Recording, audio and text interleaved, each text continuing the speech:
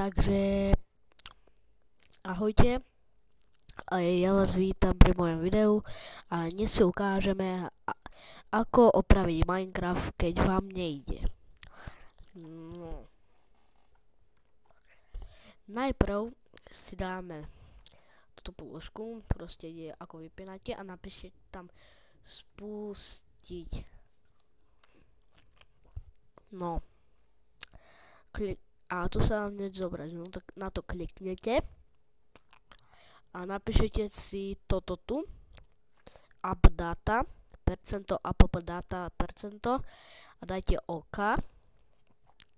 A tu sa vám zobrazí takéto blbosti. Tu máte Minecraft, tak toto vymažete, dáte to do koša. Ja to nejdem vymazovať, lebo mne Minecraft ide.